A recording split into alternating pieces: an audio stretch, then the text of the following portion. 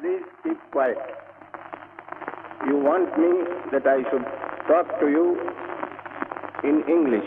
I shall obey your command.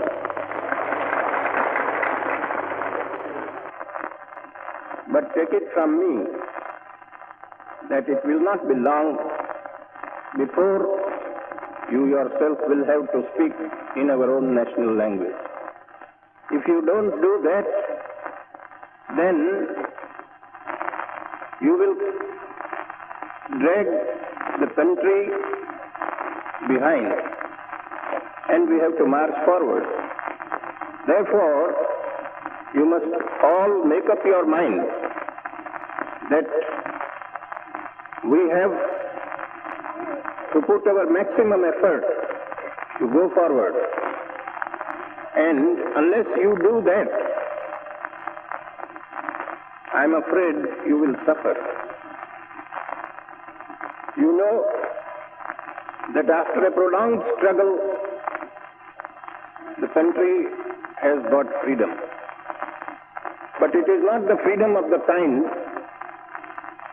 that we want.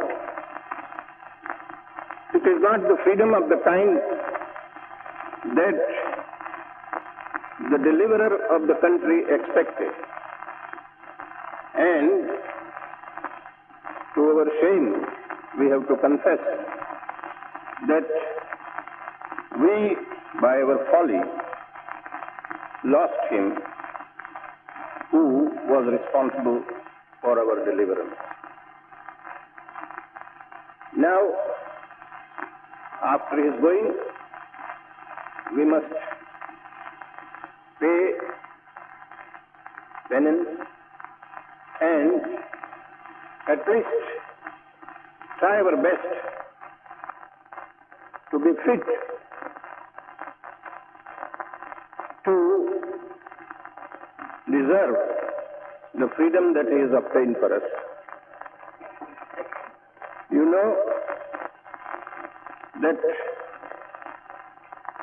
free India is only a child of a year and a half.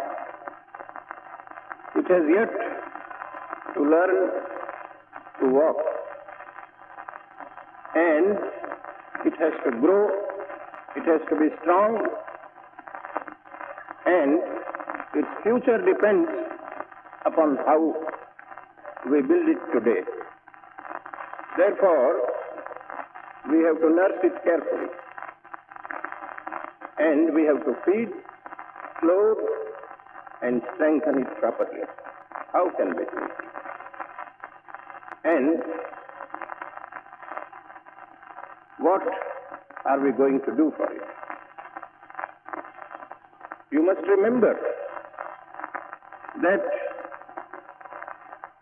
it is our great good fortune that we have in our lifetime got an opportunity which few people get in lifetime to build our own country in our own fashion. And the future history will record what we are doing today. So, it is up to you to realize what is our responsibility and what the country needs today. The first requisite of building a strong, free India is unity and peace.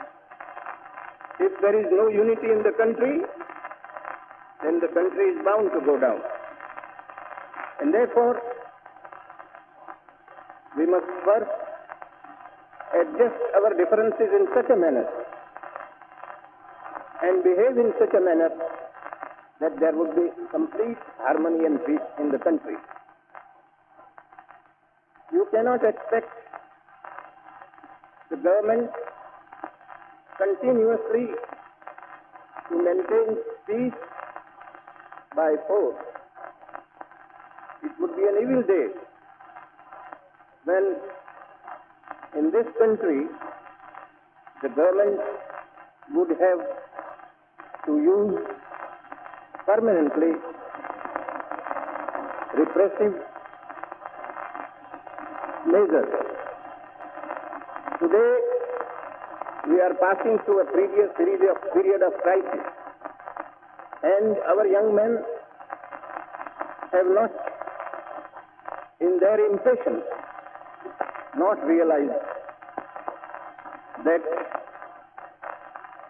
a freedom which has been obtained with great difficulty is likely to be lost or likely to give no benefit, no advantage if we do not appreciate that our present duty is to unite and consolidate our forces. We lost our leader because we forgot that very first lesson. And even after his going, if we do not realize that in unity lies our strength, then we'll have greater misfortune. I hope and trust that the country has learned a good lesson from that. Now, as I say, the first requisite is unity and peace. For unity, we must forget what religion we belong to, what caste we belong to. But we must believe that we are all Indians and that we are all equal. There can be no distinction between men and men in a free country. All must have equal opportunities, all must have equal rights, all must have equal responsibility. It is a good thing to say so, but it is a difficult thing to put into practice. And therefore, we must continuously strive towards that end. Now, the other thing we have to do is that for peace and order in this country, for a few years at least, till we are able to stand on our own legs, we must forget that we can every now and then, for our objective, continuously give threats to the government. We cannot do anything if a government is being challenged day after day for groups of people who want their own way. It may be that what they want may be, according to their own thinking, honestly very good. But in this country,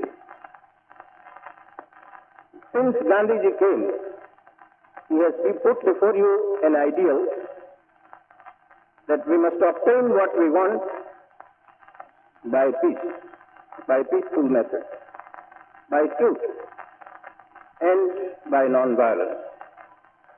But if people every now and then begin to threaten and challenge the government's authority, and to dethrone it or to overthrow it or to gain their own objective by force, then that government would not be able to do anything. Now, we have seen that forces are arising in this country which would create chaos and disorder, as a result of which, instead of strengthening the country, we would weaken it. You have therefore to think what is our responsibility. You have seen the government is dealing with the RSS movement. They are our own people. And they want that there should be Hindu Raj, or Hindu culture should be imposed by force. No government can tolerate it. Because you must understand that there are as many Muslims in this country as are in the partition country. And we are not going to drive them away by force.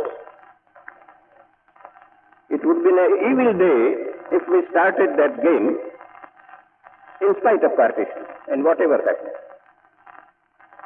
We must change our mental outlook. And we must understand that they are going to stay here, and that it is our obligation, it is our responsibility, it is our duty to make them feel that this is their home, this is their country, it is their responsibility, their obligation to discharge their duties according as citizens of this country. We must both understand that partition is a thing of the past. It has come to stay, and honestly I believe it is good for both of us that they don't come back. Because it would be a perpetual source of trouble and quarrel. Whatever may be the reason, and I honestly believe the reason is the slavery of 200 years and the power that stayed for a long period for its own convenience created a situation for easy rule, easy administration, in which we began to go far away from each other.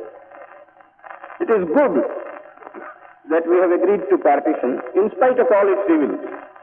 I have never repented for my agreeing to partition, because I had myself experienced during the period of 1 year's joint administration that if we had not agreed to partition, we would have grievously erred and repented. India would not have resulted in a partition of two countries, but would have been partitioned into several bits. And therefore, whatever some people may say, I am convinced, and I remain convinced, that it has become for the good of the country that we have agreed to partition. Now, after partition, we had a huge problem. And those who partitioned the country with our agreement had mental reservations. And they thought that partition into two is not the last word. And they started the game immediately after partition. They went to Junagadh in the midst of Kathiawar states, where nearly half the number of Indian states are located. In the middle of that group, they took Junagadh and got an accession in Pakistan. It was the first sign, danger signal, for dividing India again. And we saw the game. Fortunately for us, we woke up in time, and those who tried that game saw that we are not sleeping. Then you saw the Kashmir trouble simultaneously. There also, although there were many difficulties, the government of India, with all its difficulties and impediments,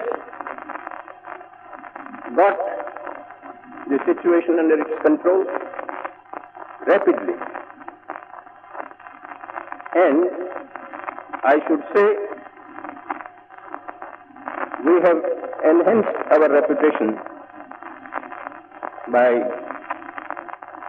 sending our army there, which has, in spite of its Indianization completely, has proved its mettle and has proved its worth. It is a great thing that immediately after partition of the army and partition of the country,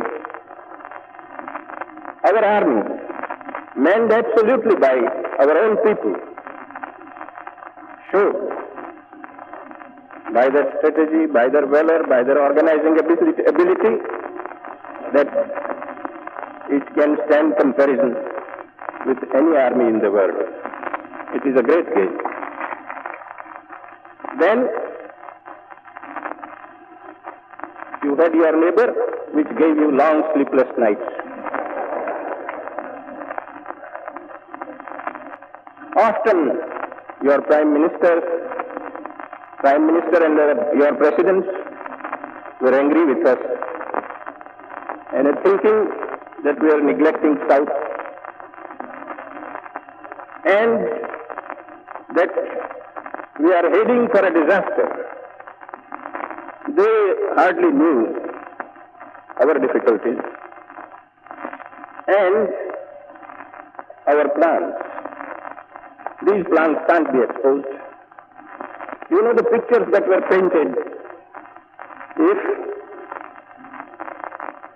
Hyderabad was attacked or if Hyderabad attacked. You know, we had to make preparations all over India so that there may be no trouble anywhere in India. And you also know now by the result that what we predicted was true. That you wait and you will see that we perform the operation in such a manner that there may not be any bleeding, or if there is any bleeding, it may be the least possible bleeding. Now, that is what we have shown in the first year of our freedom. Please don't pull our legs. We will not betray you. Trust us. You are impatient. You want more wages for the labor. What do we want? Do we want to starve labor? Why? Are we foreigners? Are we businessmen? Some people say we are capitalist agents. Yes. I have said so and I say it now, that since I joined Mahatma Gandhi, one thing I learned from him, that a public man, if he has to have its proper place, he shouldn't keep any property.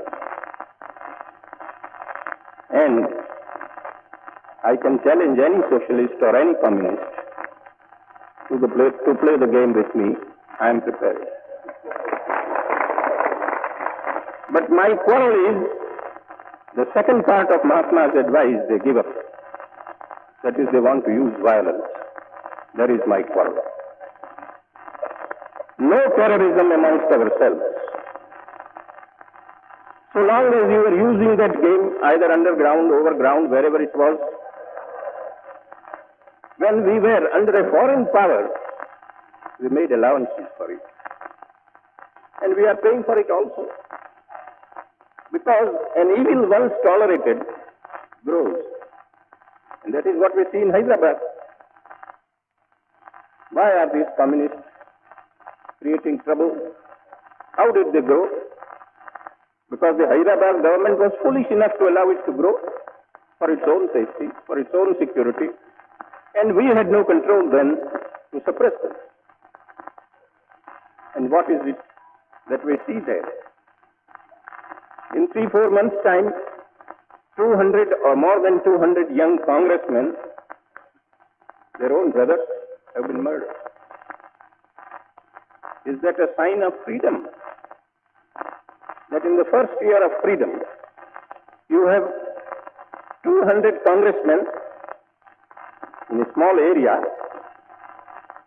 one after another, killed in cold blood. And once they are driven out from that area, where are they to go? Inside your border. They will harass you. They will have the same thing, same game with you. What are we to do? Therefore, to the communists, my appeal may be in vain, because they don't listen to any of it. I told them immediately after my release from jail last time that I am prepared to take all the communists in the Congress, provided, and I am prepared to forget the past and keep the doors open, provided they give up this method of violence. And they give up their inspiration from foreign countries.